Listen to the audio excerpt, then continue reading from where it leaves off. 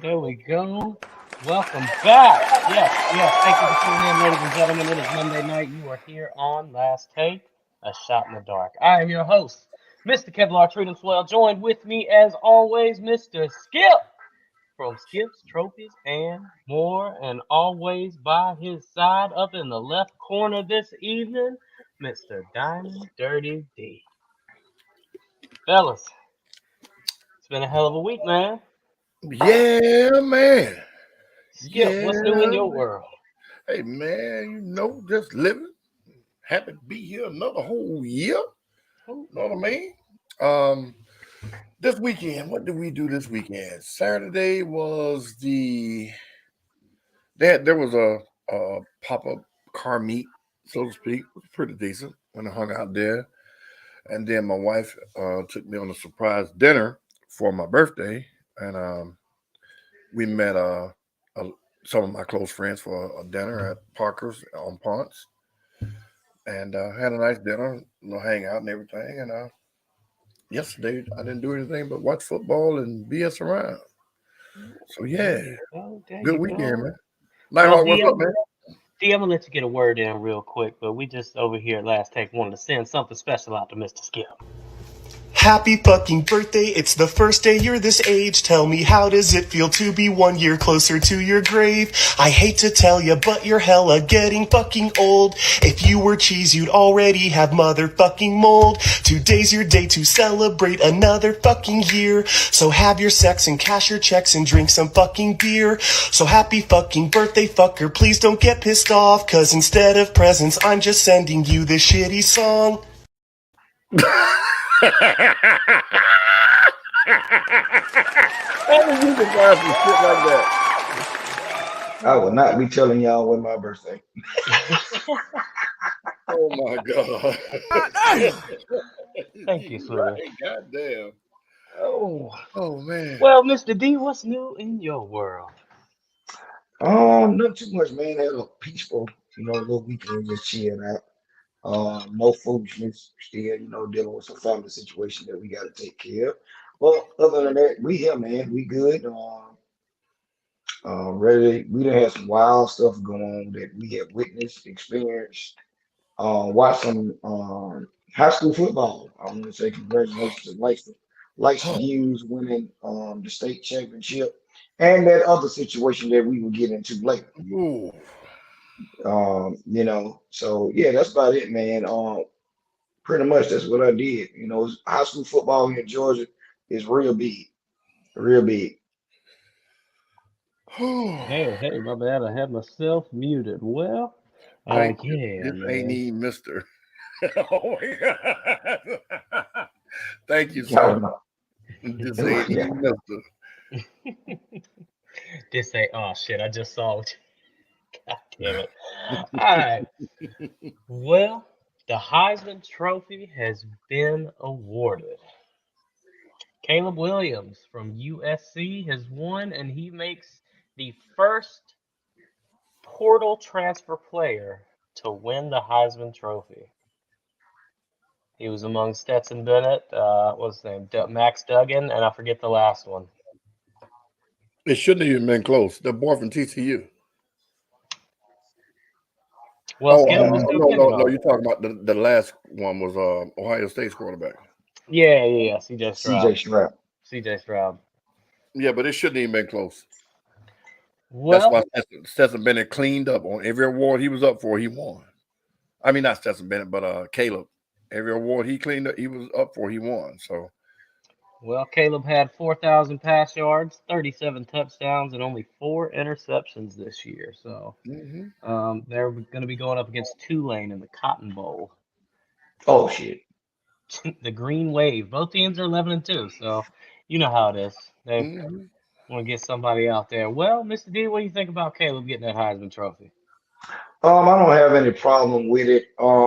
He was the odd favorite going into the past 2 weeks of the college season, and they were saying, if he had a good showing in the championship game, they didn't see him losing that even when they played the game the week before the championship game. I forgot who they played against, but he looked real good. The only thing is this shows you when somebody is taking control of a situation because he was at Oklahoma last year, decided to follow the coach that recruited him in the transfer portal to go out to USC, and they had an influx of transfer portal players out there. That's why that program turned like that. Don't get me wrong, the head coach out there, he's been a quarterback whisperer, as you can say, because the past 5 to 6 years, each one of his quarterbacks, if not winning the Heisman, have been in the running with it. So you have Baker Mayfield, you have Lil Shorty out there in Arizona. He got it. Now you got this guy, and he had Jalen Hurts in the Yeah, running for the Heisman Hurts in the running also. also. So, this shows what he does as a coach, preparing them on the college level to be great. So I can't take nothing from him. Um, K Williams a hell of a player, but I think he's still gonna have some adversity when they come back next year because a lot more hype gonna be around him now. Right. And the bad thing about him having all that hype around him now is if he loses a receiver or a tight end or perhaps a running back, the whole dynamic is going to change. Hmm. And then we're going to have to see the other intangibles. He's probably going to have to run a little more, or he's going to have to improvise and wake his tight end up with some passes. You know what I mean? And that'll determine, in my eyes, whether he's a pocket quarterback or the new prototype of the NFL, a running passing quarterback. But yeah, I think he definitely deserved it. In my opinion, there should have only been three people on that stage for the Heisman. The TCU dude, he played inspired football the last 2-3 games of the season, but nothing he did qualified him to be in the Heisman running. In my opinion, they want to when you it's like packing like stacking your padding your stats. I don't care if it was only two people worthy of it. It should have been only two.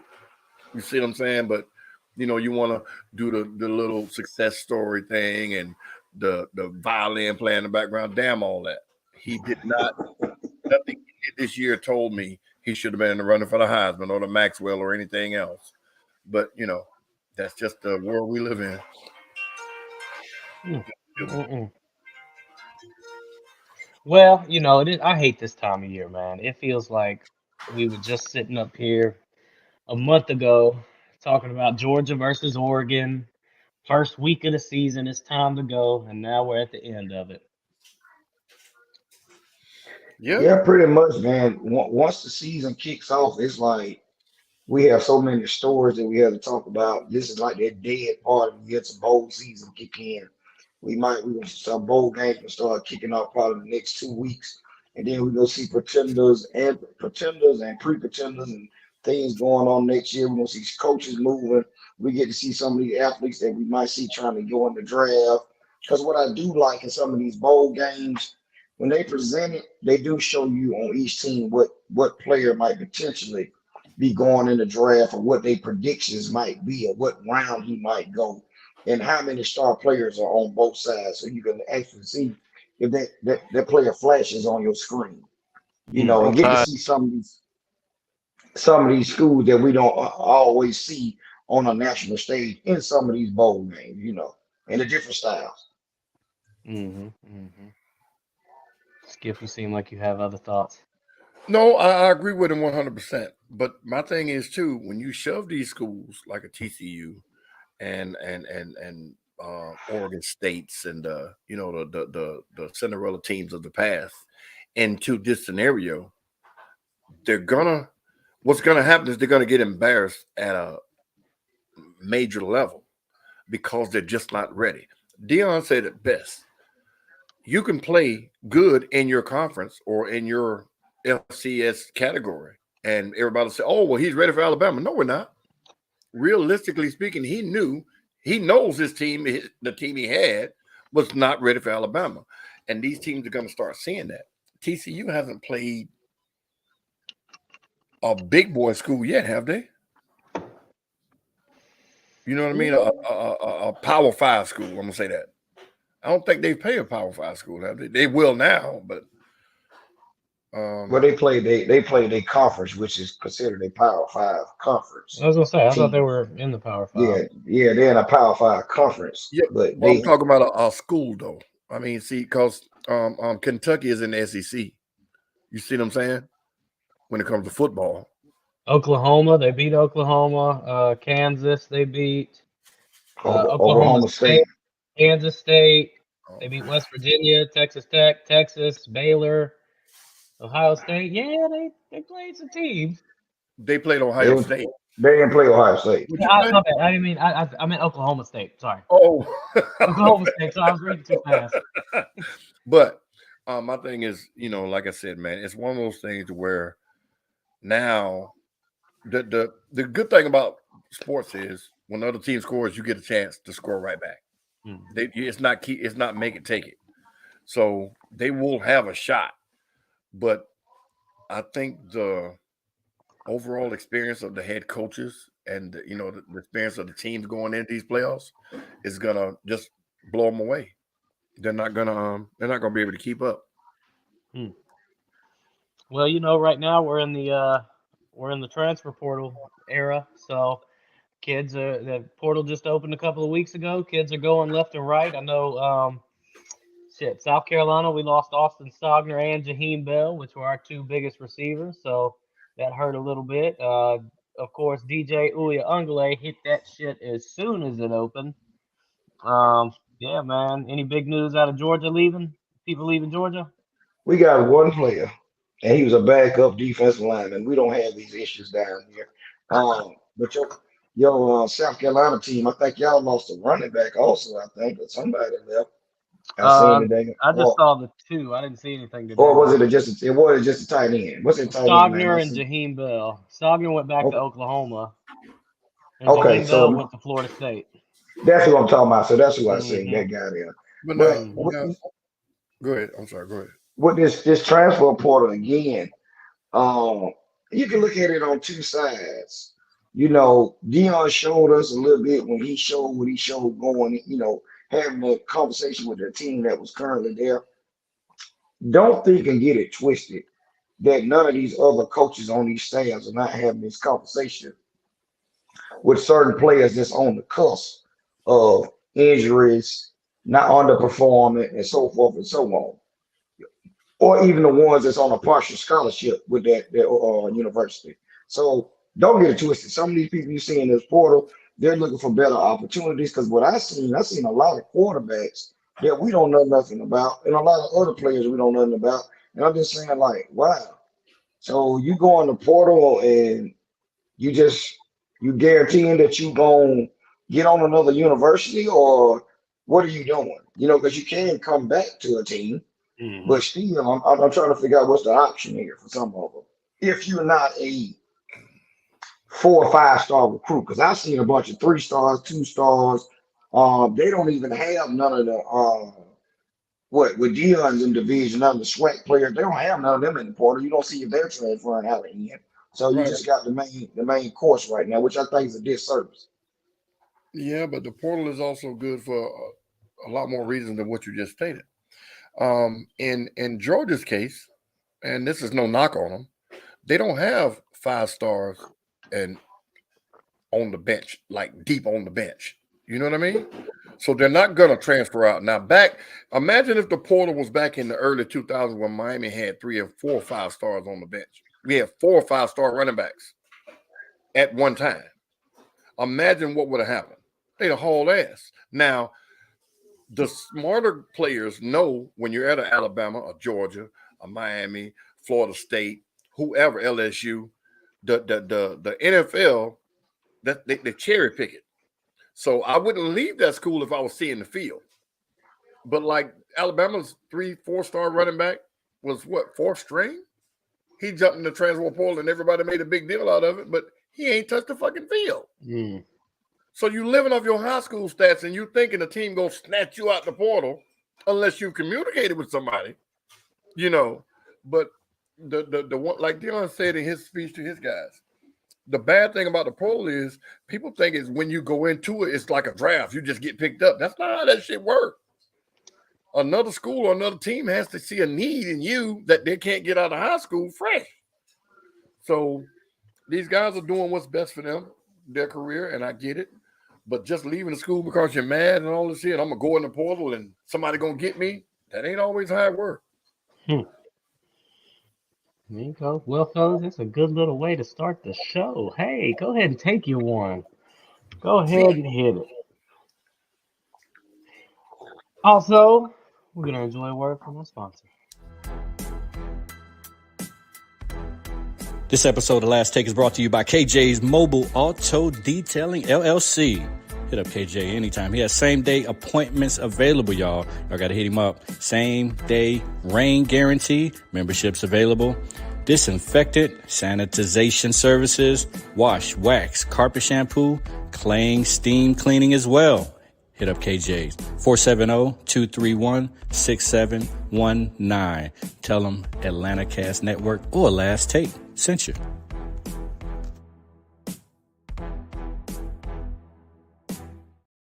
All right.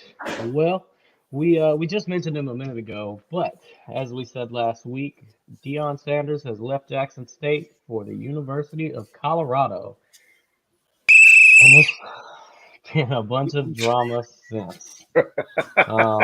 You know, a lot of people are mad at Deion for this move, and honestly, I don't see why. D, what's your stance on that?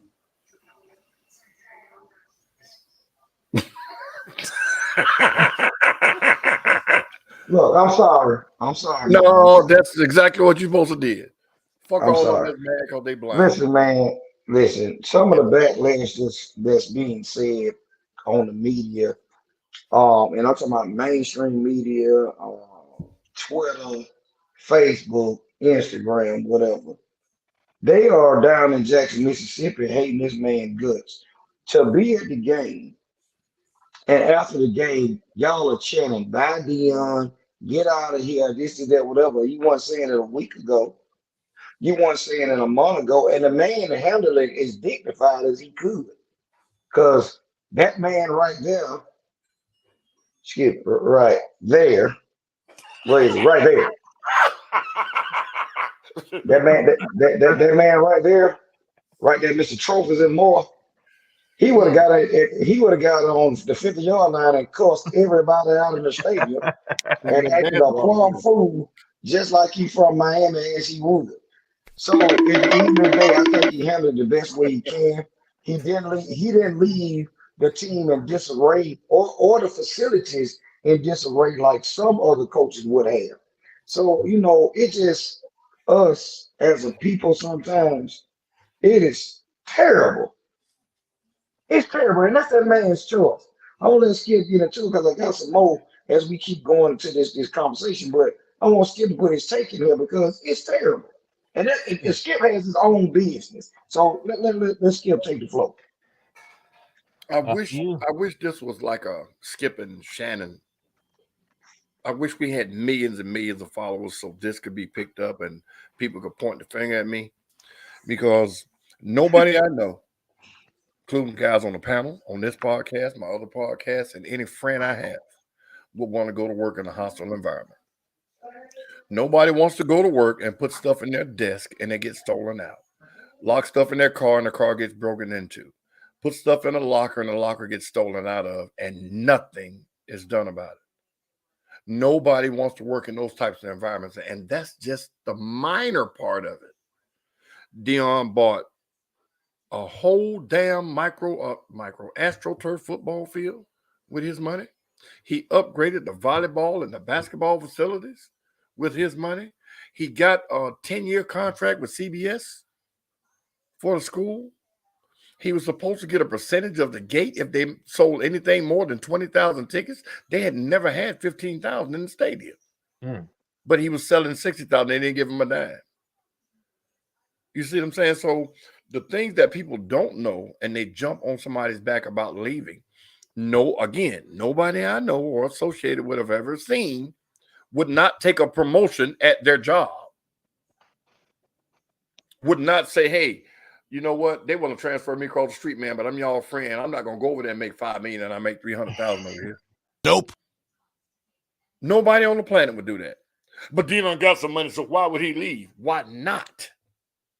Because he's got money, that means he shouldn't get any more? If it was about money, he never would have went into coaching because he already got his money. Mm-hmm. Why do people think that you're supposed to just break down and stay in misery to make them happy? That's what's wrong with us. We're selfish, and we want to keep all the good stuff to ourselves. We don't want to share it. So to the people that are and I understand being a fan, a fanatic of your team, but you watch how far Jackson State fall down the ladder. The karma gonna hit their ass in the next 6 months. Watch. Well, I But do have D, I know you got some more to say. Well, I got some I stats mean, before I let you go again, D. Hang on. go ahead. So, over the last couple of years, Deion's been there for 3 years. He was only set to make $1.4 million a year on that contract of his. So, but that was beside the point. The 2022 budget for the football team was $2.1 million. Deion grossed $185 million in advertising and exposure in his 3 years. So go ahead, D. I just wanted to add those facts out there. I'm glad you brought that up because we were discussing earlier. He brought in sponsorship, Walmart being one of them. That's a big name in that area. Cadillac. Under Armour, American Airlines. That's 5 major And CBS. big, and CBS. Y'all, now, from my understanding, from my sources, that they had a TV contract in place for all the HBCUs to be on TV, like a form of like Notre Dame, they game of the week type game, and they declined the offer. The reason we declined the offer, because guess what you're gonna have to do? Open up the financial books so they can see where his money going. When Deion made the comment, everybody now is putting us on their homecoming. Because they know what he said it was, Skip, a money game. I'm sorry? A money game. Oh, of course, yeah. It's a money game. This ain't about the tradition no more. Everybody knows that ever went to one of these schools, ever been to a homecoming of any black college football situation, it's a big party. I'm talking about from concerts, battle versus band, the night at before the game, the night after, so forth, whatever the case may be, it's a big old party. Now you bring a big fish, and this is the part that gets me. Deion didn't need Jackson State. He Deion Sanders, 2-time Super Bowl champ, Hall of Famer, arguably one of the top 5 all-time NFL players ever. Gotta be one of the top athletes to come out the state of Florida. And I'm talking about playing 3 sports, because 4 sports actually, because he played basketball, ran track, played football and baseball. And I'm talking about was top tier. Top tier. So he did them kind of a favor coming. And that go for all the teams. Even Mr. Robinson down there at Alabama State. Look at you, fat mouth, as Skip would say. You open up your mouth too fast. He probably would have gave you a job. He went down there and got brother from Mississippi Valley, told him to come on. That man got on TV and praised Deion in an interview. Said, I would have never met the people in my life if I hadn't met Deion Sanders. He said, I done got a job opportunity to go somewhere I ain't never been. Probably I've been in Mississippi my whole life. And this was crazy. Y'all giving Deion more hell than y'all giving Brett Favre. Bang, bang. Bang, bang. Jackson, Mississippi. You ain't saying that's one place. This man is stole from the whole state, allegedly, for Southern Miss University. Ain't nobody saying nothing. He had to deal with what skill? They done broken his car several times. His son's car, broken the office. And then I had to commentate room during the game. Yeah, and you doing the game. And then on the flip side, y'all tell him every game. Now he gotta hit 30,000 fans to get his bonus money. Every time he check the books, it's 28. 28,000. Hell, we all have seen the video when they roll on the field, both sides of the stadium full. And not only that, the celebrities coming down there. You didn't see all these people, Grammy Award winning artists, movie stars, and so forth at a Jackson State game. Furthermore, now I'm going to call out one individual. Mr. Jerry Rice, you went to Mississippi Valley. Why is Dion down there playing for you for your folks to have a field out of his pocket? Because this is what y'all say. Ain't nobody giving back. Ain't nobody giving back. The alumni ain't paying money. So forth and so on. Some of these players have been in the league. Could have sent some money back. Now, I don't know if Jerry Rice did that or not. But it should be a Jerry Rice field down there. Should it not, Skip? It should be. But again, we got to think about when Jerry came out of high school too. I mean, out of college too. What it was like then. Mm-hmm. I mean, when you're a diamond, you're going to be seen wherever you are, whatever school you're at, you're going to be seen. You know, Purdy was Mr. Arizona, and then he lingered at what was it, Arizona State or whatever school he was. You know, he just did his thing. You know, and got drafted Mr. Irrelevant. So when you're a diamond, you will be seen, because it's just how much of a shine you have. So I'm a Jerry Rice fan, of course. I'm a 49er, but I don't want to get into why he hasn't, or what's his reasoning for not trying to coach. Maybe he can't coach. And a lot of times we put our wants onto these professional athletes. We think because they are Hall of Famers or whatever, they can go be a great coach. Some people don't want to be fucked with outside of the sport they play. Some people don't want to put up with somebody else's badass children. You know what I mean? So I'm not going to knock somebody for not giving their money back to their alma mater or whatever, because like you said, Dion made Jackson State, Jerry made Mississippi Valley, because nobody else has come out of that school since. Well, hey, I see this comment down here, but I don't know if y'all saw anything on it. The report that I read earlier said that it was fake. No, it's too many reports out there that's coming out. When you say, then you come back, just like Mr. Gilstrap said there, you come out and said you made him a $1 million offer.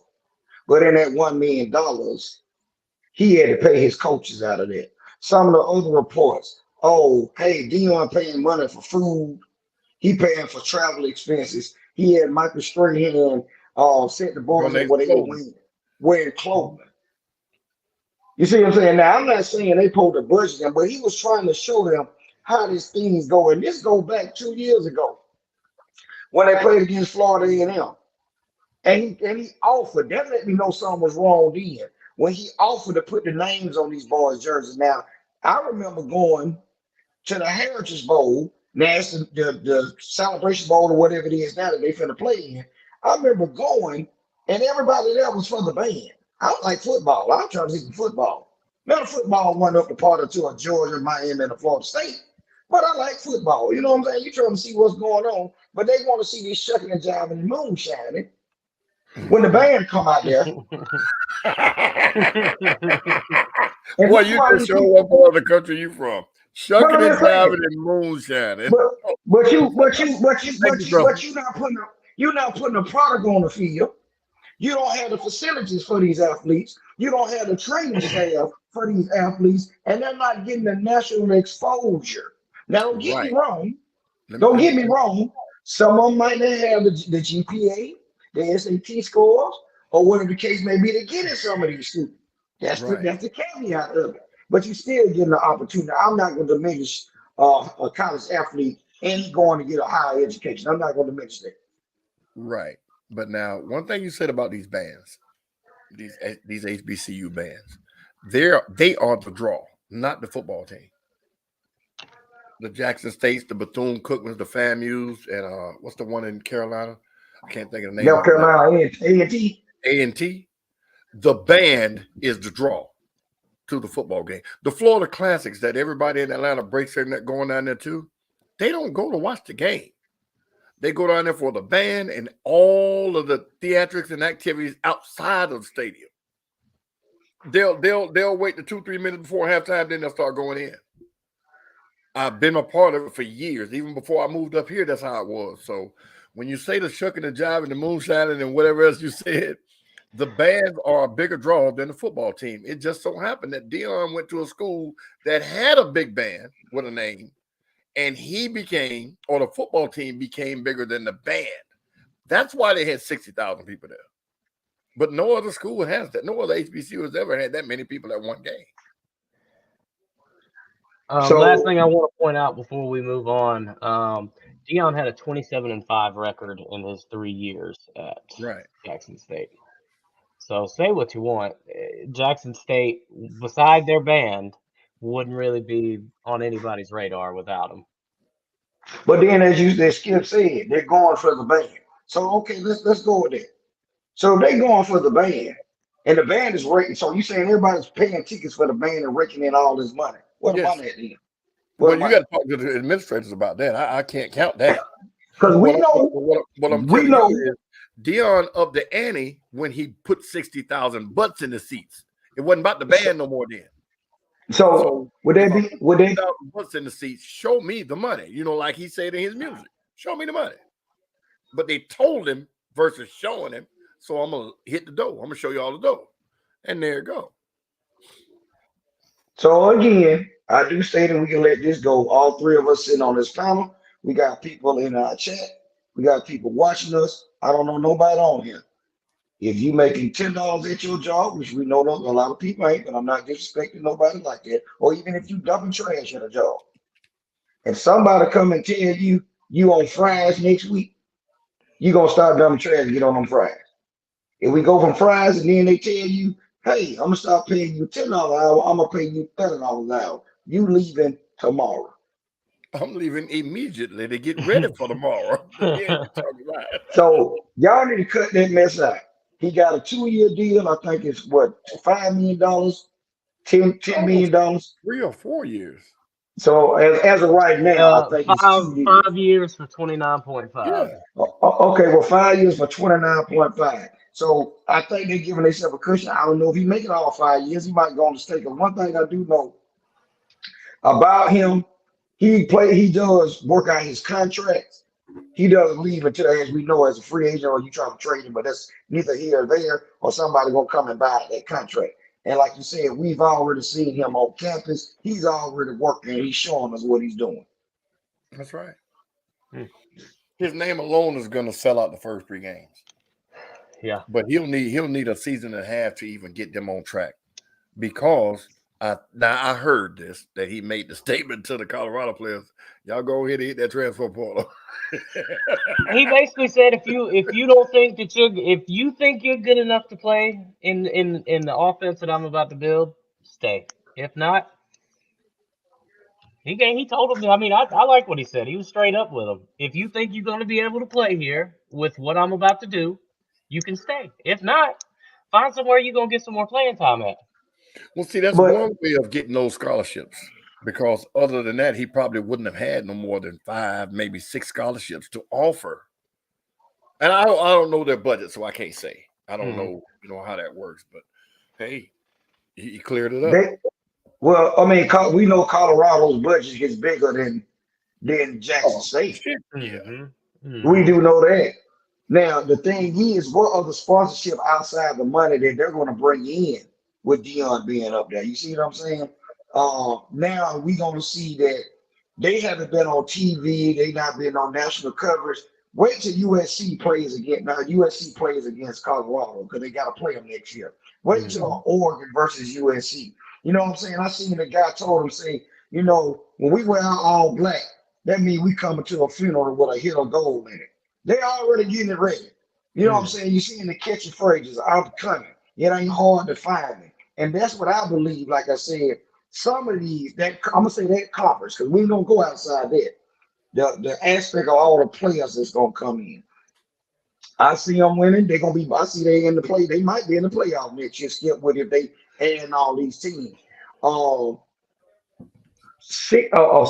season will be good for them. My 8-win season will be good for them. 8 wins will be over the top. 8 wins is what my 8 wins is what I'm going with, because it's gonna be a learning curve. But I believe he got the coaches in there for it. You know what I'm saying? And I like the fact, again, the same way my man Lincoln Riley, I always forget his name. Lincoln Riley out there at USC. He took the job. Don't tell me he didn't have the conversation. My quarterback coming with it, Caleb Williams. You see what I'm saying? Dion just showed it to y'all live. Let's go and get it out. Quarterback, he coming. Such he coming. And I got 10 more and they coming with me. So if you don't want to compete, you got the opportunity to leave. But he gave you a choice. He didn't say everybody in this room pack your shit and go. He didn't tell you that. He just told you what it was going to be like. He told you what the all-season conditioning was going to be like. What did he tell him? Skip, I'm trying to make you quit so I can get you up out of here so I can make room for anybody else that want to play. That's right. He knows these kids coming in. This ain't no red shirt. We gonna sit you for a year. These boys are playing as freshmen and sophomore. You might get 3 years on a football level out of them, and they gone to the league. So he know what's going on. These guys ain't staying graduating. You don't see no 4-year senior quarterback too often. No. Unless they just you don't see that. You don't see you see the wide receiver from Ohio State. He didn't forego. I ain't even playing in the playoff. I'm going to the draft.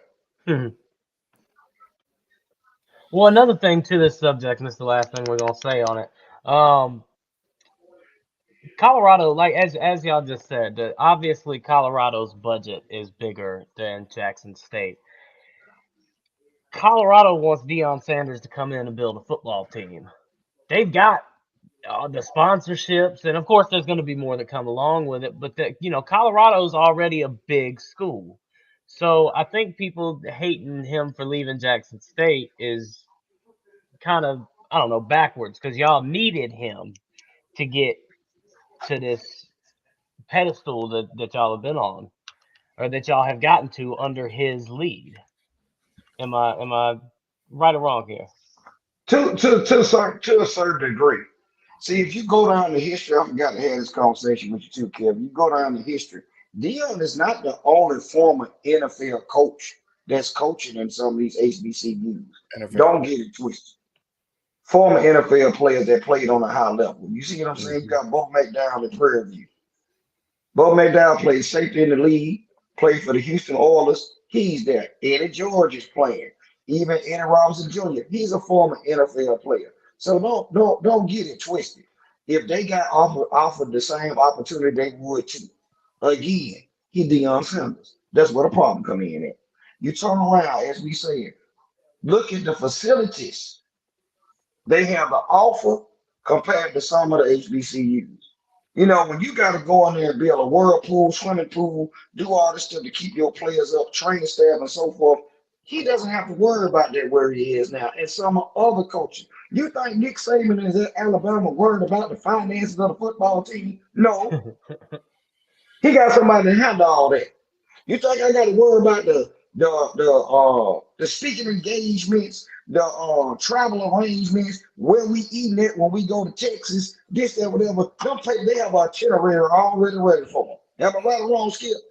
Yeah, but these schools you're naming, they're already big budget schools anyway.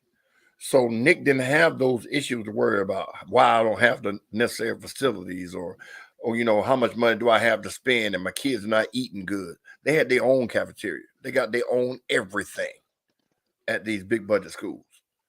Hell, my wife works in the bookstore at Georgia State, manages the bookstore.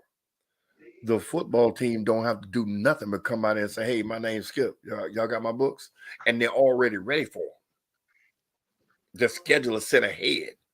So the big budget schools, if Georgia State is a big budget school, whether y'all want to believe it or not, for just a little bit of backstory on them, they bought the old Atlanta Braves Stadium, 5-6 years ago, for $100 million.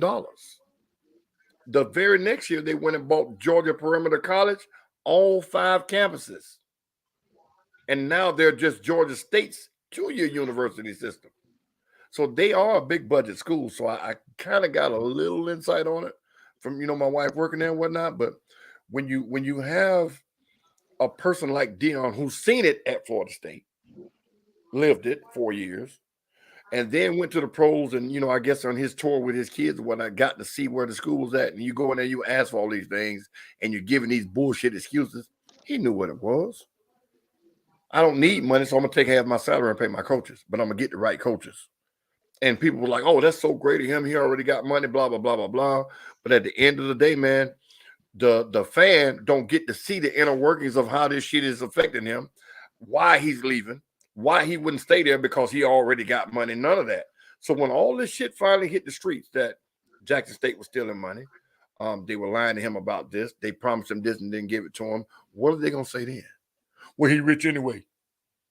That's all they'll be able to fall back on. But Rich promise folks can't make more money. well, hey, that's what they're thinking. That's how they're acting. But they'll see. All that, get your hat, your coat, and leave, and wait the next year. You could be watching them on TV. Hey, but it kind of feels like he spoke his way. You know, he what do they say? Spoke it into existence.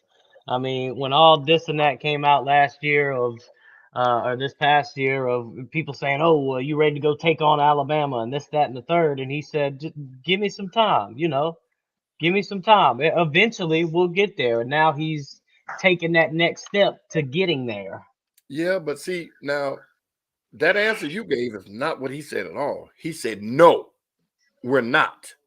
Athletically speaking, yes. But the interior where the game is won and lost at, we are nowhere close to ready. It'll take me 2-3 years to even get to that level.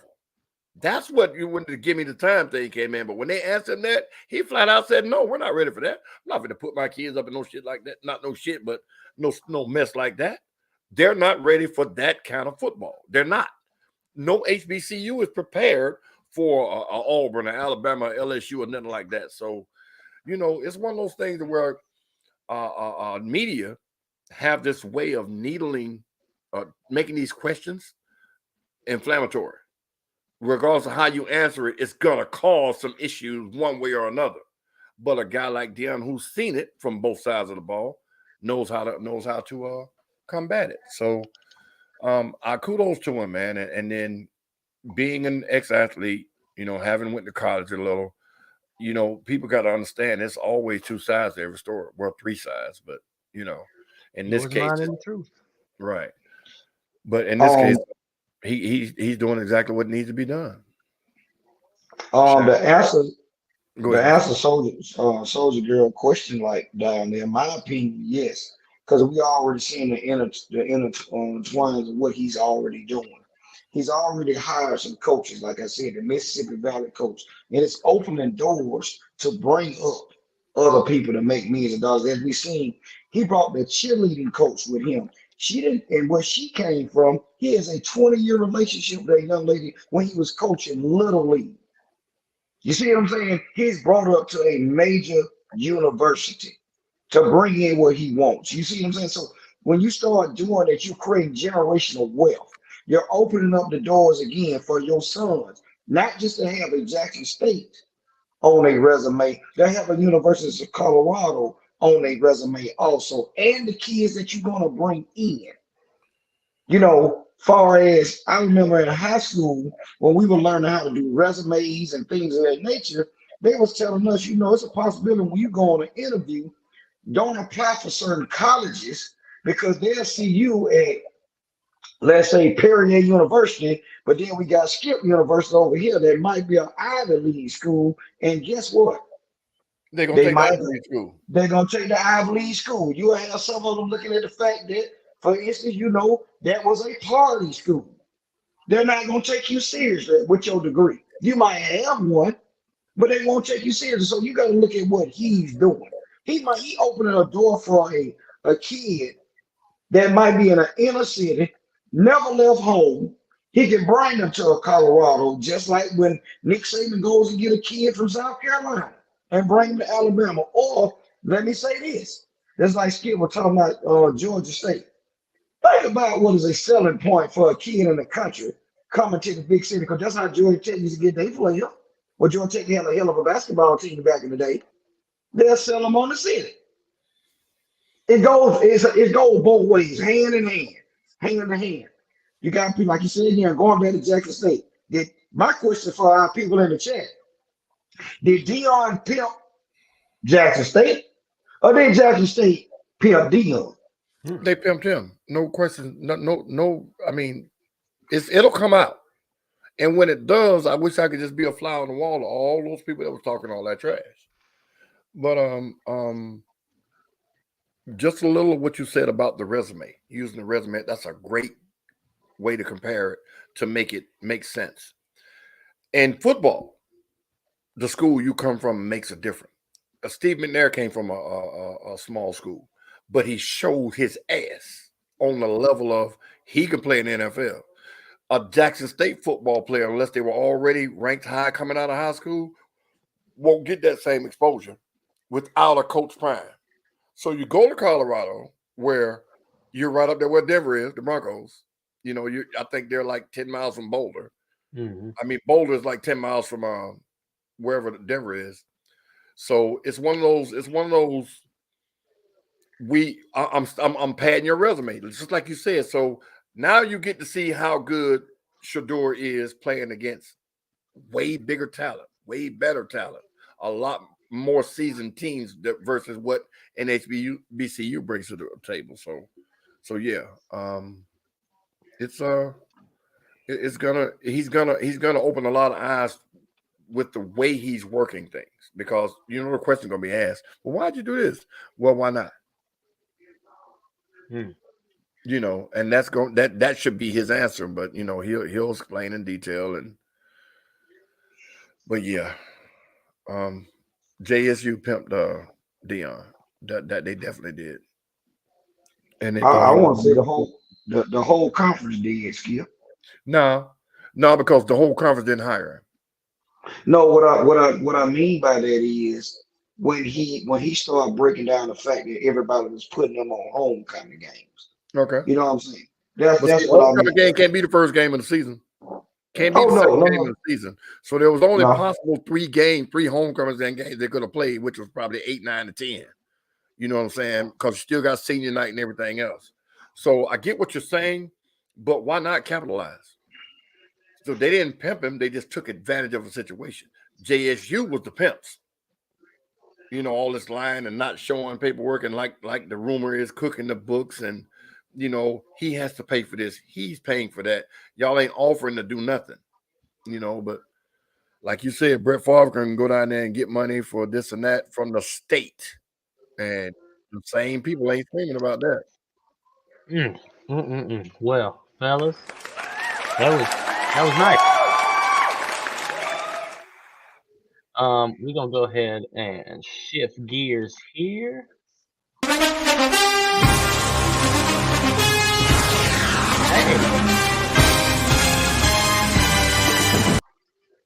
All right. Week It was almost a sad Monday for somebody on this panel. Okay, we're gonna get into that here in just a minute. Sad. We are gonna go into the picks from last week, and at the end, talk about those picks, Coach. Ooh wee. Skip is still losing. D is up 9-8. He has taken the lead again. With who? With you. It was tied. It was tied last week, 8-8. I'm sorry. Okay. You were down last week, 7-8, and then you each got a point this week, so it's 8-9. Oh, okay. I was just going to say, hey, these books are not cooked. We got them right here. Well and ready. All right, so man, there was some good games on these picks. First off, we had the Jets and the Bills. The Bills won that one, so y'all watched on that. Giants and the Eagles, which we will get into in a minute, but the Eagles took that one home. Skip had his Giants. D had his Eagles. Vikings and the Lions, man. I told y'all that was and D said it too. That was a pick'em game right there. The Lions came in and got it down, so y'all washed out on that one. Ravens. You didn't tell us that. D said that was a pick'em game. No, hang on. I said Detroit. I told you Detroit would get that because Detroit has had a high-scoring offense all year. They just keep losing games in the last minute. Yeah. Okay. Gotcha. Anyways, but the Ravens and the Steelers, we'll talk about that one too. But yeah, the Ravens came out with that one with 2 points, and the Bucks and the 49ers, that was the one that D said he was going to give to Skip, and he sure did give it to him. Well, I gave him over the Giants. I mean, damn. Yeah. But no, that's he said that the 49ers was going to surprise some people. I mean, the Bucs was going to surprise the 49ers. Tom Brady was going, man, shut your ass completely up. all right, fellas. Well, it is week 15, and as I said, we are 8-9 with Diamond Dirty in the lead. Game number 1 for this week is the Dolphins at the Bills. Dolphins on I think it was a 3-game skid. 2 games. 2 games. 49ers and the Chargers. Okay. Well, don't hit it. Was that that was a He sound put his effect? that was his backup sensor. Oh, he in his car. Okay. Buffalo all the way, man. Buffalo all the way. Teams are starting to pay attention to how to beat Tua, and then Tua is making his own mistakes on top of it. So Buffalo all the way. Mr. D. You muted, partner. Okay. I'm going with Buffalo. I'm going with Buffalo. All not myself. We're looking at the fact that Tua, he having some bad games right now, man. It is terrible how he's playing. I'm sorry, y'all. I got to go pick up my son, but it's terrible how he's been playing lately. Defenses are catching up to him. They can't move up no further because they're gonna look like they're gonna be the 6th seed in the playoffs, but they got to keep winning, man. But I think they might give Buffalo fits because the last time we seen them play, it was a matchup disaster for Buffalo. But we're gonna take Buffalo. There you go. So the next game we got is the Lions and the Jets. Both teams looking to get into the playoffs here. The Lions actually have won 5 of their last 6 after starting 1-6. So they're pretty excited right now, thinking they might be able to squeeze in that wild card spot. Skip, who we got? Oh, also, before you answer that, remember that the quarterback for the Jets got hurt this past week. Yeah, but he's probable. I watched it today. They said they don't see a reason why he shouldn't be. It was they think it's just bruised ribs. But I hate to say this, but I'm gonna go with Detroit because they're on a roll. Now, momentum is a mean motherfucker if it's used the right way. And they are on a roll, and they're scoring an ass load of points, which the Jets haven't done yet. So I'm gonna go with Detroit on this one. D. Oh, I bet Hen Dog's happy.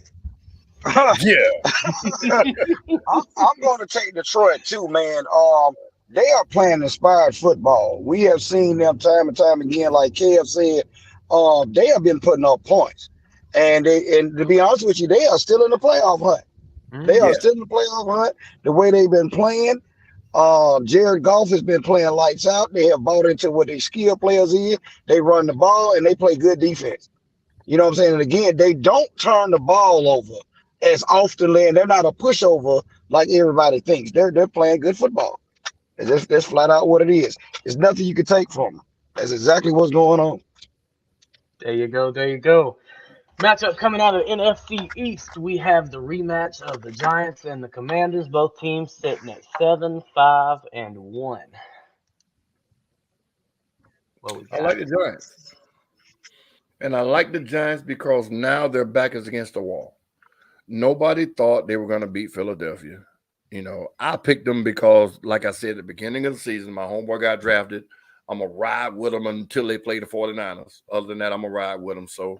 But the Giants have something to lose now.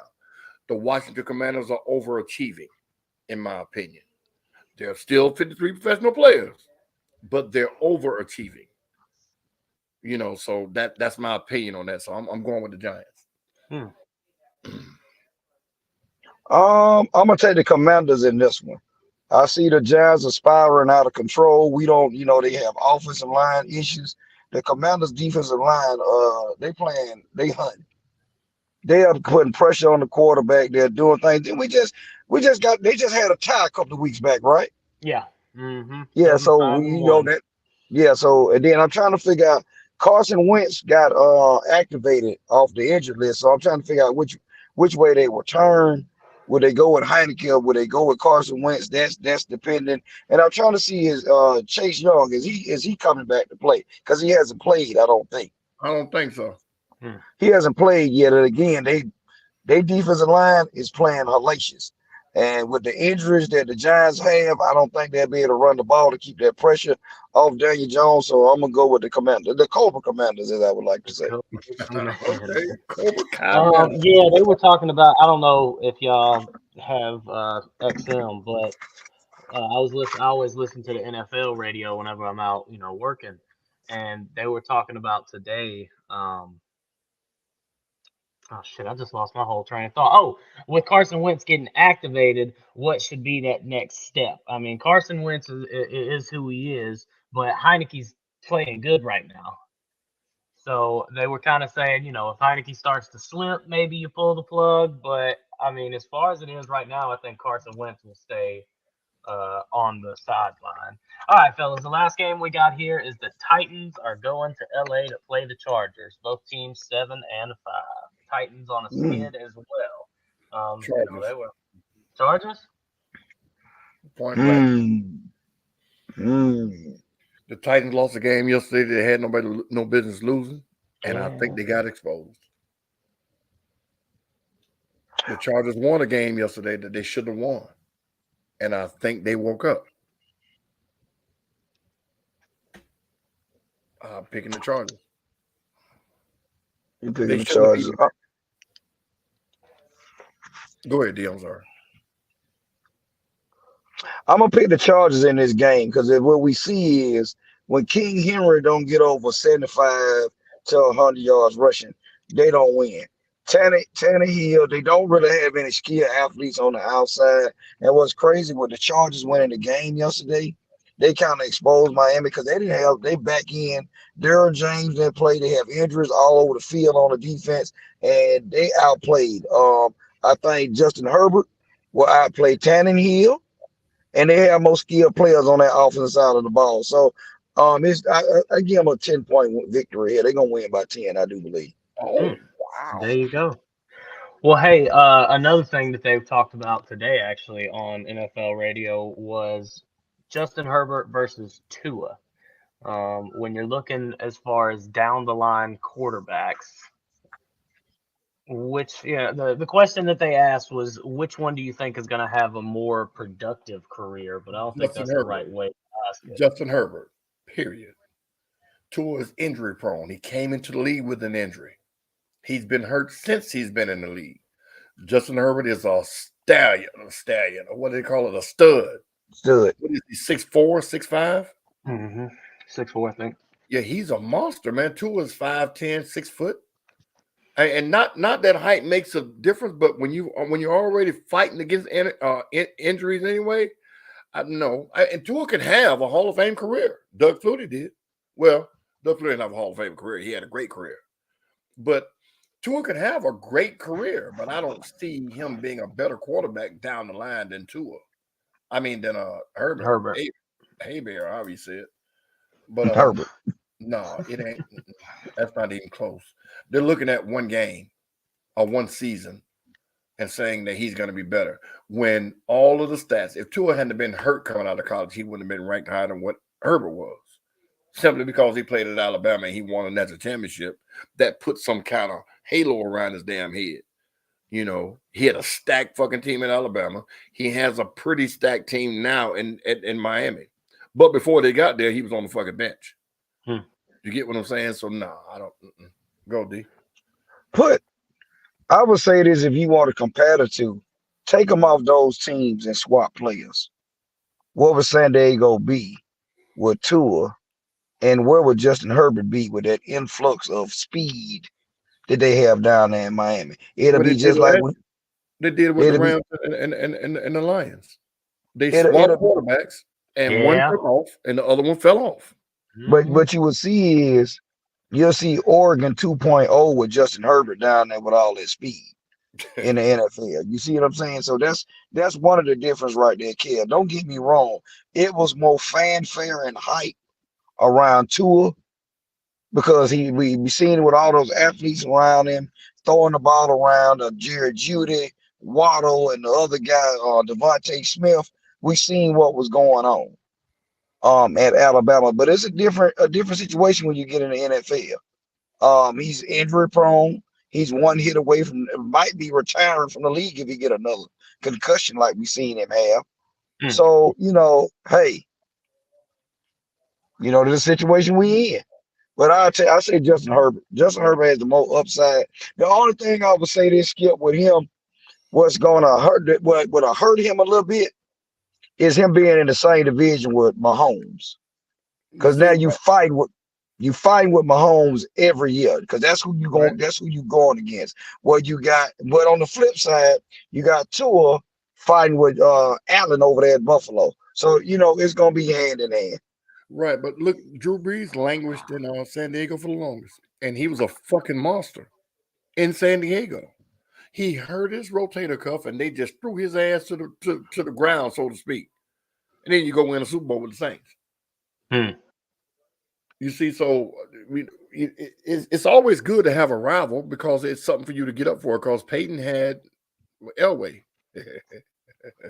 No, Peyton didn't have Elway. Who did Peyton play against every year? I know he played Tom Brady. Huh? Brady. Yeah. So yeah. If you're good, you're good. It's just about the talent around you. Peyton has some fucking monsters around him. Do you understand me? Not that he wouldn't have been good on any team they put him on, but I can't see Tua playing with mediocre talent and being in the conversation of top quarterback. But I can see Herbert doing it. Herbert doing it. I keep wanting to say Hebert because of Bobby Hebert used to play for the Saints. It was spelled the same way. Well, we touched on it a little bit earlier. Hey, man. Mr. Irrelevant just came relevant.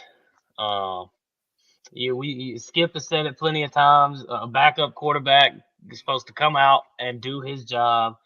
But I think Purdy has exceeded what he was supposed to do. 16 of 21, 185 yards and 2 touchdown passes in their 35-7 win over Tom Brady. And he rushed for a touchdown. But with all that being said, Purdy did a good job.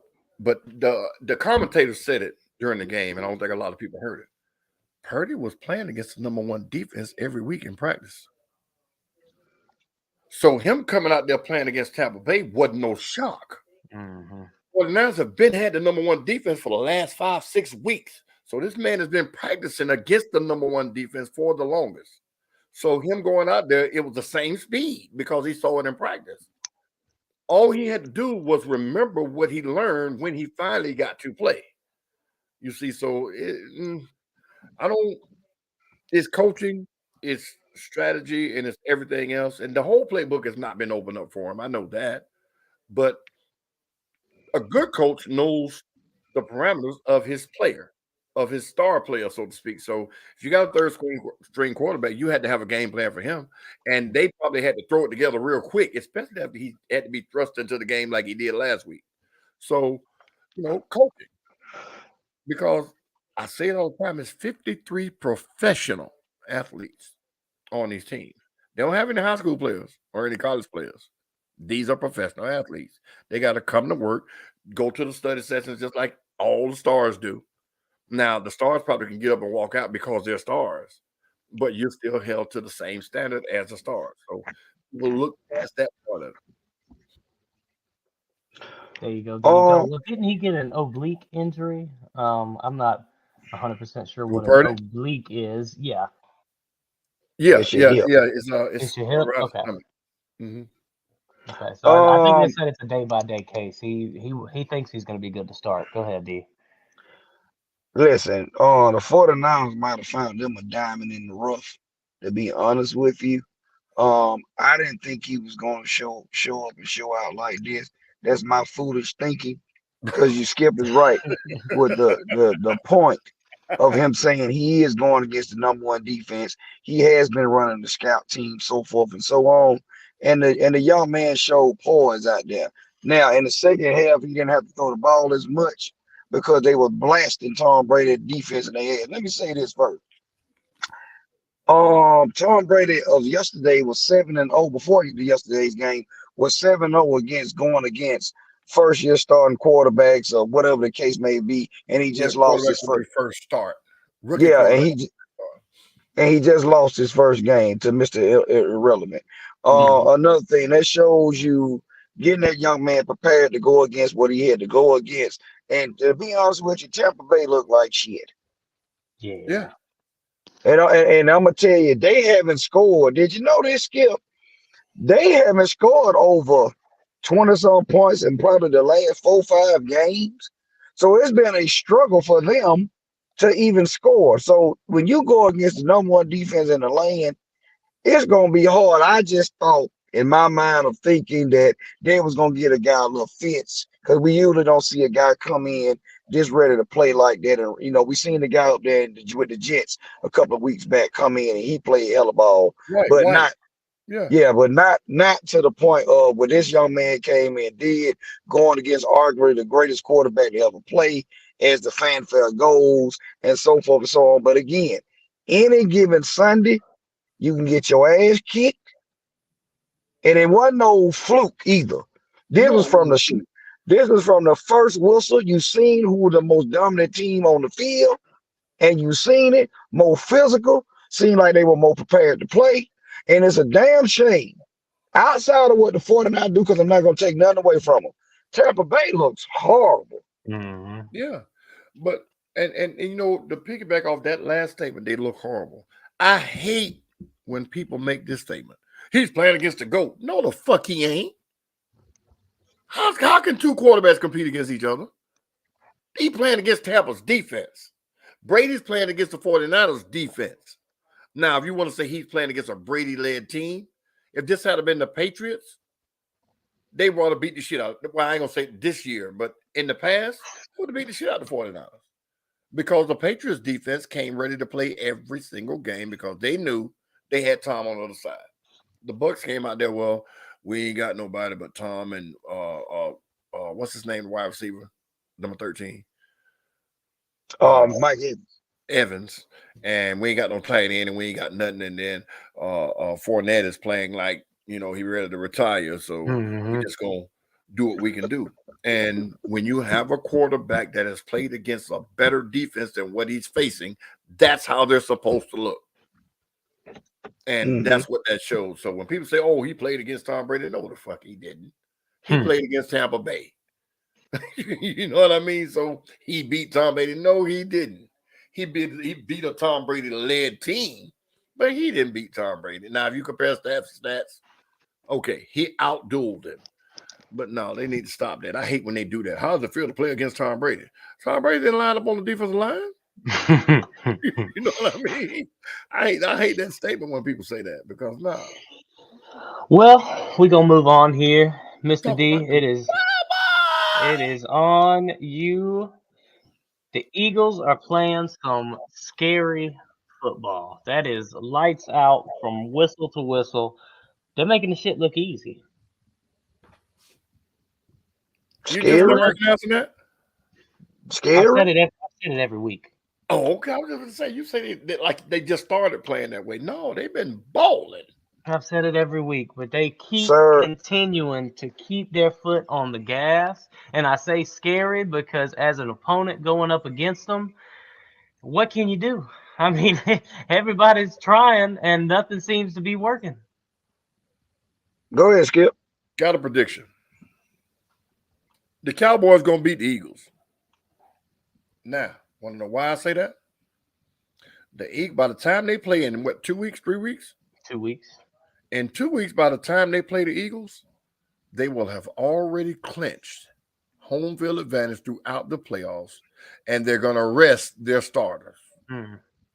Or they might play a half and take them out, which will allow the Cowboys to beat the Eagles because the record won't matter after that.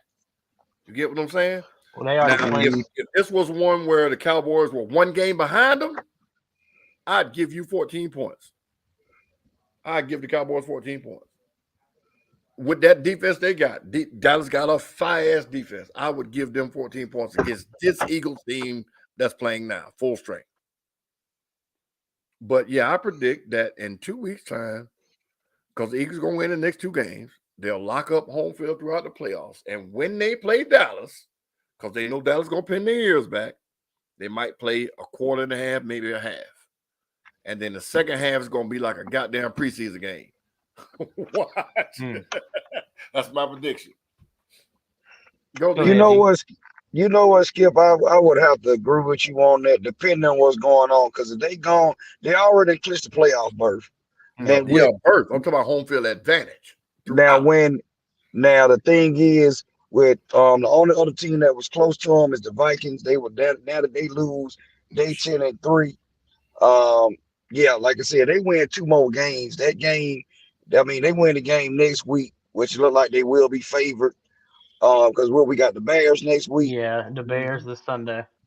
Yeah, you turn around and then you got to get ready for Dallas the Christmas Eve or whatever the case may be.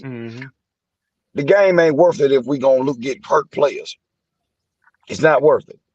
It's not worth it. We got a bigger picture here, and you can have that little measly ass game. What I do know is because y'all need it more than we do. I mean, it's just obvious. We're going to the playoffs regardless, so you can stop acting like we're trying to fight to get we're there. not talking. We're not talking about them. But now watch this real quick. Let me interject. They know they're going to the playoffs right now. The Cowboys know they're going to the playoffs. What you want to bet they're going to play all their starters? When they probably will, because the Cowboys their main mission in the office is to catch up to Philly, if not pass. But they can't. Well, that's over with. Yo praying to the God for OBJ to come. That's over with. Because what? Who you signed today? So you signed somebody tonight. Yeah, I saw that. We signed T.Y. Hilton from the Colts. Yeah, so and he washed up. So you know what I'm saying? The way we gonna talk about y'all, but we handle our business as we should. When you get a team like that, you put your foot on their throat. You don't win no game 20-13. How about that? You hear me, Mr. Cowboy fan? You don't beat nobody 20-13. You put your foot on their throat. You don't turn the gas off, and you run up stats on them. That's what you do. You understand? You need to take notes because you barely beat them the first time y'all went up there in the Meadowlands. Then you try to get an easy win on on Thanksgiving like you always do. Then you go down here and almost, boy, I tell you, we want to get to that game. I want to get to it. We're going to get to it, but please, D, I want to ask you a question. Because this is what you said to me. This is what y'all told me when I came at you about when Houston played Philly. And with 5 minutes left in the game, it was a 3-point game. If it weren't for a safety and a pick six, it would have been a lot closer of a score. So, is a win a win? Yes. Okay. Yes. And how many teams are in the NFL this year with 10 wins? Oh, not a lot. What, 4 or 5? And are the Cowboys one of them? No, they that minuscule. They are. Yeah, Cowboy. So, I think we got we survived the Texans. The Vikings, Philly, Cowboys. I want to say the Bills. The Bills. Kansas City got that thing. I think it's we're gonna get into that. We're gonna get into that. Anyway, it's right around that minute. But yeah, the Cowboys and all the sportscasters were saying it. We have like 3 weeks of these kind of games where you just expect to go in and do your thing. We had the Colts, the Houston Texans, and we got the Jags this week. Skip, you said it a couple weeks ago when we were going into that Giants game after we blew out the Vikings. You said we blew our load. I think these last couple of games where we just been blowing up the scoreboard, I think it caught up in this game. But like you say, Skip, 53 professional athletes on that field every damn week. But see, the one thing too is Dak is not playing good football. He's not playing bad football, but he's definitely not playing good football. He's forcing balls against lesser than teams in his mind that he shouldn't have. He threw 3 interceptions against the Texans because they're 1-11. That's my opinion. No, you ain't gonna take it from me. Had it been a good defensive team, he'd have threw them shits out of bounds or threw an incomplete pass. But you took chances against a team like that because you knew in your mind we're supposed to be beating the shit out of them. So let me force this and make this spectacular and hope my receiver make this spectacular play and make me look good. And it didn't work. The guys came to play. So the thing about what the 49ers are doing, what the Eagles are doing, how Patrick Mahomes is playing, how the boy with the Jets, if he hadn't got hurt, how he's starting to look and the team is starting to rally around him, is that both sides of the ball are complementing each other. Dak is not holding up his end of the deal. Shit, Ezekiel's starting to look good again. Yeah, Zeke's starting to look like he did in Exactly. 2018. But back then, when he was running motherfuckers over talking about feed me, Dak was throwing darts Mm-hmm. to no receivers pretty much. You see what I'm saying? So now you got everything we ain't gonna say you got everything you need, but he got enough and it's just not working. So a good coach, a skip coach team would try to change some shit up. Do some RPOs. Roll Look Dak back out a little to more. Dak's rookie season, him running the ball and Zeke Yeah, running the roll him ball out. Roll him stopped out. Just roll everybody. him out. You know what rolling him out to do? It'll wake the defense up like, God damn it, we didn't prepare for this. Mm-hmm. And then Dak gonna have the backside of the football field wide open because they're gonna shift because they're scared of him running because he can. But Mm-hmm. you know, that's just me with my no coaching experience talking. But Well, even what you were saying earlier, back then they had Amari Cooper on a he roster, stretched the field. so he had a quarterback playing with him. Shut up, Carl. And he had other skilled players around him. And another thing, Dak doesn't run like he used to because of the injury that happened to him with his ankle. So we don't see him moving around like he used to with the read option and so forth. And they got a 1-2 punch. Don't get it twisted. The other guy playing running back, he's the home run hitter. So when he comes in the Tony game, he had a Pollard. hell of a game. He had a hell of a game also too. He had I 100 mean, yards. Dallas, yeah. See, but the thing that gets me, Dallas has a terrible habit of playing down to the competition sometimes. Dak hasn't looked really that good to me this year. They have been playing lights out defense. Don't get me wrong. Michael Parsons might be the defensive MVP this year. And Shouldn't have and been they just get a costly turnover because it's no way. Skip know this. The Texans intercept the ball inside the 5-yard line, and you don't get no damn points, Mm-hmm. none whatsoever. You go for it on fourth down and still don't get nothing. I would have took the damn three and at least kicked the ball off and made the Cowboys go the length of the field. But that just Well, they showed. still That's had to just. go to length. We were at the 2. But listen to me. You was at the 2-yard line. But if I kick that ball off, if I get a field goal and make it 26-20, right? Guess what I do know? You got to go score a touchdown. Mm.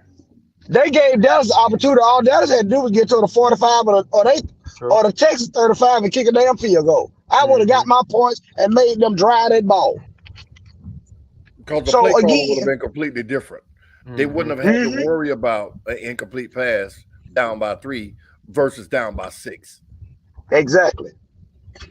See, that's the part where your whole coaching aspect changed. And I believe you just took the confidence out the team when they got a big turnover. Y'all couldn't get it in. Kudos to the Cowboys for playing Smart. expired football and heart down there in the red zone. I can't take that from them. I can't take that from them. But I think the letdown is coming, Skip, for for Cowboy Nation. I think the letdown is coming because you're not going to be able to turn this ball over in the playoffs or in a crucial game against good teams. You're not going to be able to do that because you'll lose the football game. You turn that ball over on the 1-yard line against a Philadelphia, see what's going to happen. You get a touchdown. And I think Skip made the best point because even during they didn't televise the game out here because it's Texans game at 1. So watching, I watch Red Zone every week. I think that's the only way to watch football when there's all the games on. But you could see when they were showing that game for those couple of minutes, watching him force these passes into double and triple coverage. And luckily, some of them would fall incomplete, but then there were those few where, of course, the other team catches the ball, and it's just kind of sitting there like you don't have to make that throw. He's not open, don't, because I mean, the commentators on the radio were sitting there saying, oh, well, this is the first Dallas touchdown of what we expect will be many. And that was in the first quarter. I checked back in the fourth, and they're sitting there going, we don't know what they were saying that this would have been the upset of the season. This would have been the upset game of the season for all of the NFL. Yeah, hell yeah. Especially what Dallas was expected to do. Mm-hmm. What should have been done. How bad the Texans have been playing. Because the Texans haven't been playing good. Like great football. The turnovers, incomplete passes, fumble. Didn't they fumble once too, Dallas? I think it's Whatever it just the was, three. they were putting them in positions to where they had to succeed. The Texans had to score. Field goal, whatever. They had to do something because it was just too good to be true. So back to what I said originally about Dak Prescott.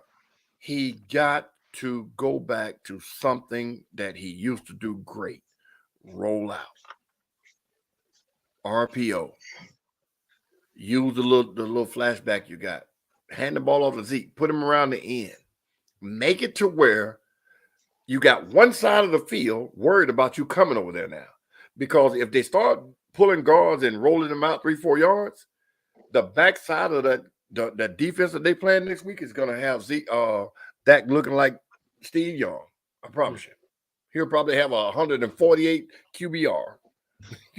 But again, it's just me looking at it, thinking about, won't y'all try this? Because we know as fans, he's not doing what he's capable of doing. It's there. You got to pull it out of him. You got all this money, so you got to play him. So make it work. But, I'm just a big mouth.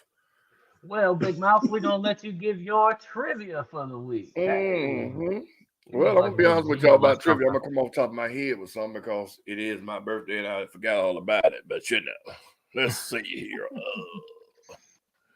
Who is the only... Matter of fact, we did that last week. Hold on. I said that.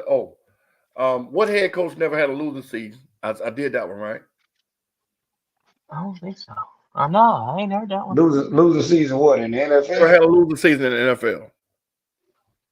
What head coach? It's only one, and he coached at least 10 years. Fucking does Belichick have a losing season? I think Belichick coached Cleveland. He coached the Jets. No. I'm gonna go with Bill Walsh. Good guess. Chat. What head coach has never lost a football game? I mean, never had a losing season. Oh, we did this one already. Do you remember now? Yeah. You remember the answer? Yeah. Okay. Yeah, but I'm gonna let them. I remember now. But chat, y'all remember? It's only one. Well, while they're remembering that, we're going to shift over to some MLB talk. Got a couple of contracts that got made this week. Not Mike Tomlin, sir. Oh. Trey Turner got himself, and I think that is misspelled, an 11-year, $300 million contract. The shortstop from the Dodgers is now in Philadelphia. Look here, man. Well deserved. Yeah. Well deserved. He was one of the biggest fish in free agency. They were wondering where he was going. And this again for some of you people out there that have kids that might be in little league sports or whatever. Show them some of this stuff. And this 11-year, $300 million contract, he getting all that to the dope. I mean, all of it to the dope. This ain't no. You know what I'm saying? If they trade him somewhere else, he gets hurt, he gets whatever. He's getting every bit of that $300 million. He's a young player, very good player, and it's amazing that how the Phillies have worked this thing. Trey Turner came from Washington, went out there to the Dodgers on a trade. Same thing like Bryce Harper leaving Washington. Now they back together on the same team again. So that's a hell of a contract, man. And as we see. He was the first big fish that I seen come off the board. In free agency, they had linked out Atlanta Braves to possibly signing him. There's some rumors on the rumor mill. What is it? I think he was the first one. I think your boy in New York got his contract first. No, he didn't. This Joker here signed first. Judge just got his the other day. That's why I listed him Oh, like okay. I listed him. So he got one. I'm just wondering what the Dodgers are going to do to replace him. They might have somebody in their farm system because the next guy we're going to talk about with these deals getting signed. This will show you again between NBA basketball, um, baseball, and some of the international sports and so forth. These guys are getting paid in Major League Baseball. Well, the thing is, they play double the games in NBA. They have double the seating in every game, and there is like Cowboys are quote unquote America's team. Baseball is America's sport. American pastime. Mm-hmm. So yeah, they got the owners are going to make that money to be able to pay them. If you think if we played 162 NBA basketball games, what kind of money these guys would make? You know what I mean? So, Shit, but think if we played 40 NFL games. Well, with like Skip said, the basketball they're getting paid because they playing an 82 game season. Then you might get what maybe 100, 120 games depending if they get in the playoffs and how long some of the series. But I mean, them having guaranteed money compared to the barbaric sport of the NFL. This is what I'm saying. This is why you see some parents swaying their kids to play baseball. Now, it's one of the most expensive sports to get into far as bringing your kid up through it. But you see the payoff and they become this good. You see what I'm saying? Trey Turner's a young man. He's gonna get all of it. He's not even in his 30s yet. My little cousin, he does travel baseball, and they've won. He's on one of like the best teams. They've won like 3 championships in a row now. Uh, it was like fucking 8 grand, 8 to 10 grand for a season. okay. Vincent Parker. Well, I my can't see Google is something wrong with my Google because you are correct. Mike Tomlin Wow. had coached 15 years, but that's not the only player now. I mean, coach now. But Mike Well, Tomlin coached 15 years and has never had to win a losing season. it. I just looked it up, so I don't know why my Google gave me that question, but the answer is John Madden. Yeah, we had Never had did one it one either. time. the Madden man himself. Yes, sir. Well, D alluded to it, but Aaron Judge got himself a nice 9 year, $360 million contract with a no trade clause. I wanted him to leave the Yankees. He should have left the Yankees. He would have got 40 million wherever he'd went. When teams tell you you're not worth 20 million and you could play this season out if you want to, we ain't gonna give I think it was 27 million they offered him a year. And you go out and have the type of season you had, not like you were slacking off the years before, but they basically told you, show us or get the fuck on. And you stayed. And showed I y'all. would have left on GP. Hmm. I don't think the Yankees have a contender outside of their offense.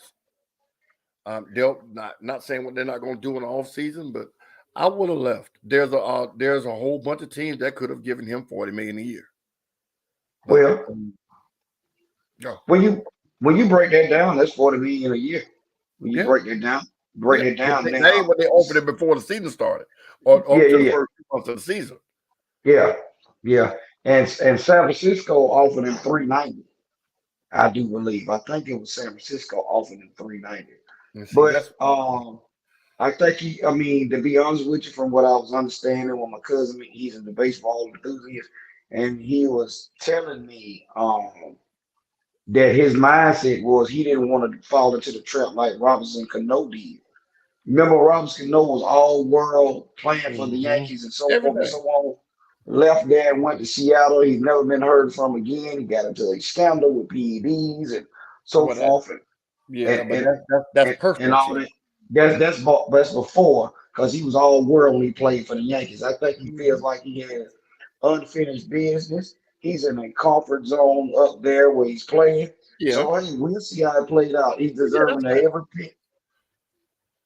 Yeah, but like I said, man, it's one of those things to where if your job, for instance, you are the top salesman, top earner, whatever it is you do,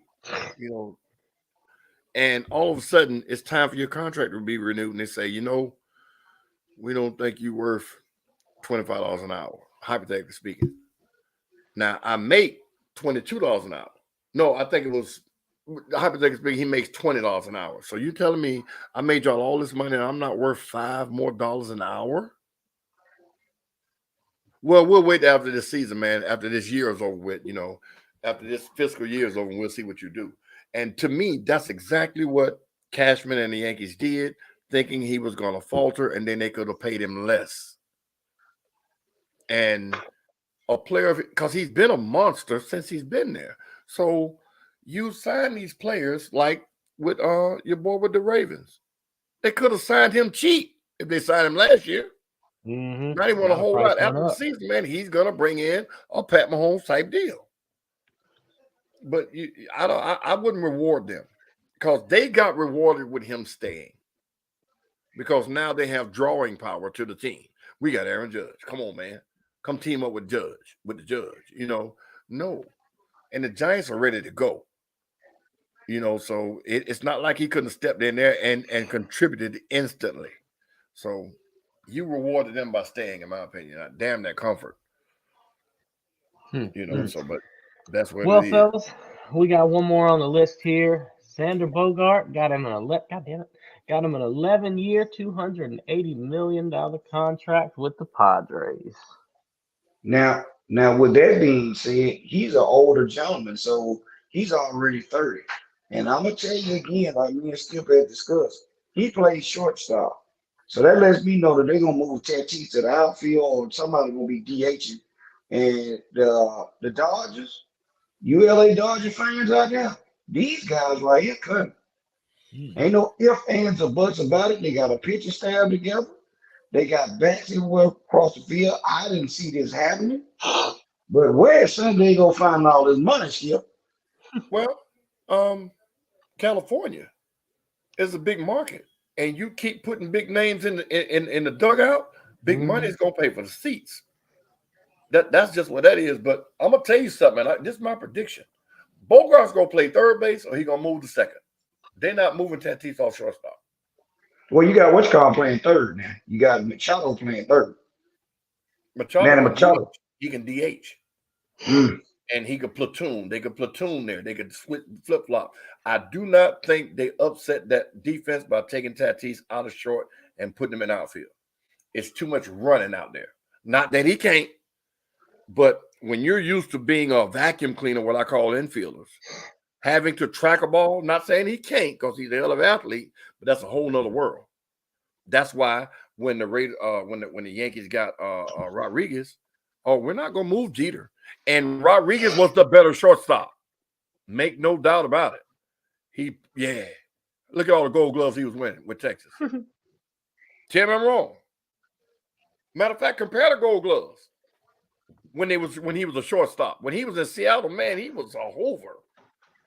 Yeah, he was the better shortstop. Everything, all the stats were better. You know what? I can play third. You upset the chemistry of the team when you do that. So, no, I don't see them moving Tatis. Now, it could happen because he's an athlete, but I don't see that happening. Well, Skip, give me last take. Oh, man, why I got to go first, Nate? No, I'm playing. All right. The state of high school football. We didn't get to cover it, so I'm going to cover it here. I think D might piggyback with me. My daughter went to Cedar Grove High School, which is like 5 miles from my house. They have a juggernaut when it comes to high school football. They have guys, I'm 6'4", 300 pounds. They have guys over there 6'7", 6'8", 300 pounds. No fat. They're recruiting. I know this because I went to all their games when my daughter was in high school. And every year they're in the state championship football conversation if they're not winning it. They got cheated in a way that I don't think no other professional, high school, college, or major league team has ever been cheated this past weekend. They were playing against Marietta. I can't think of the name of the school. Sandy Creek. Sandy Creek. Sandy Creek came out fighting. But Cedar Grove did their thing. They came back and they were winning. The ball was at the 3, 4, 5 yard line, 4th and goal. They stopped the man with so much room between him and the end zone that 2 defensive players were standing in front of him between the end zone line and where he was laying on the ground, and the ref called touchdown. But because high school has no instant replay, it's what it was. I think those refs should not ever be allowed to ref another high school athletic association game again. They should have some type of training or something, or they should institute something where, in that case, a state championship game, something can be done about that because that team did not deserve it. They know it. The world knows it now because it was international news.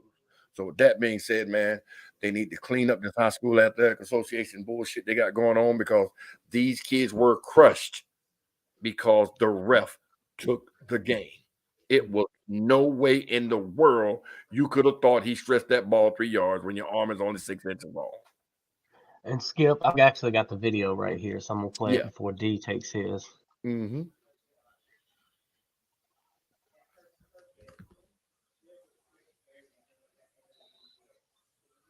Now look, it's 2 players. Look at that, the big guy on the ground and him, between him and the football, and they call touchdown. You got to be bullshitting. But again, it's what it is, man. If I had been there, I might have got escorted out of there because I'd have cut out everybody black and white. But I was there the last 2 years. My daughter's been out of school 2 years, out of high school 2 years now. But I went to the last 2 state championships at Cedar Grove, showed their ass, and they won. They beat Carver last year. Yeah, they beat Carver last year, and I can't think who they beat the year before. But they're juggernauts, man. They'll be right back.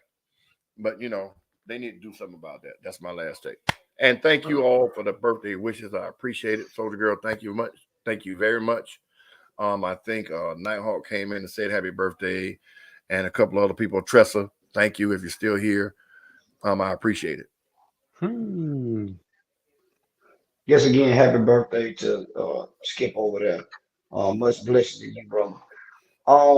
Again, that's what we did not touch on. This Georgia high school athletics and some of the things that I've seen with my son playing, me being a former player, and just watching these high school games these past couple of weeks. It was terrible. It was a tweet, Skip, that I seen a guy put out, and they're gonna make it viral. They're trying to get involved. Some coach put out and said Sanders Creek was more deserving than Cedar Grove because next year those thugs probably be robbing and killing people on that team over there. And the comments up under it was saying, like, do you know black kids play on Sandy Creek team too? Why you making this comment? It was blatant. It made national news. I don't know why nobody didn't come in. You see the Cedar Grove player stand up with the ball in his hand, and you just crushed them kids. Now, Skip, it was 3rd down and not 4th down, but still, what them guys did, you just crushed them. I don't know who made that call. You have a dynasty where those guys at Cedar Grove have been whooping tail, and it wouldn't have paid for me to be on that sideline because I would have lost my job. And I think Skip being there right there with me, we would have lost our job. It would have made national news, and it would have been awful. I don't know what was said. I don't know how they handled it. And hey, man, it was a travesty. But with that being said, this is what the investigation with some of these referees across the board, because they control all these games that we see and watch. You think as a coach making a bad call, calling a bad play or somebody dropping the ball, the person that controls the game are those strikes. And it could be a personal vendetta. It could be them betting, as we've seen them get caught betting on games and so forth. But with that being said, I'm waiting on bowl season. Go Dogs, as I always say, everybody be blessed. And we'll see you next week. Well, yes, sir. Yes, sir. Well said, fellas. Ladies and gentlemen at home, thank you for tuning in. We will see you next week. Keep your beer cold and your wings lemon pepper, baby. We are